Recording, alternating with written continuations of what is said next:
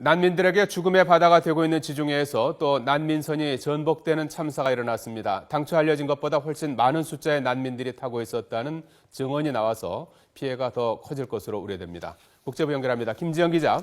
네, 국제부입니다. 원래 약 700명 정도 타고 있던 것으로 추정됐는데 승선 인원이 거의 1000명에 달한다는 증언이 나왔군요. 네, 이탈리아 검찰이 난민선에 타고 있던 방글라데시 국적의 생존자를 조사해서 얻은 진술입니다. 배에 타고 있던 인원이 원래 알려진 500에서 700명보다 훨씬 많은 950명 정도라는 증언을 확보했습니다. 특히 승객 가운데 300명은 미입국 업자들이 갑판 아래 짐칸에 가둬둔 상태라고 진술해서 피해 규모가 더 늘어날 것으로 우려됩니다. 또 승객 가운데 여성이 200명, 어린이가 50명 가까이 포함됐다고 증언한 것으로 전해졌습니다. 이탈리아 검찰은 생존자의 이 증언이 사실인지는 정확히 확인되지 않았고 관련 조사도 아직 진행 중이라고 밝혔습니다. 예, 난민선 참사는 최근에 끊이질 않고 있는데요. 특별한 이유라도 있는 겁니까? 네, 앞서 지난 12일에도 리비아에서 이탈리아로 향하던 난민선이 지중해에서 전복돼서 어린이를 포함해 400명이 숨지는 등 난민선 참사가 끊이지 않고 있습니다.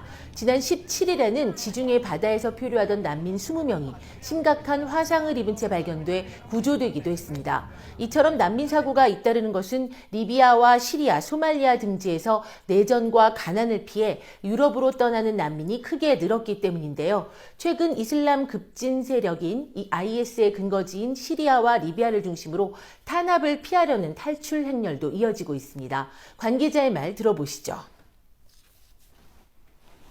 It's a possibility that we'll get up to something close to 450 deaths just this week, in which has been an extraordinary period of traffic from North Africa and specifically Libya to the Italian waters.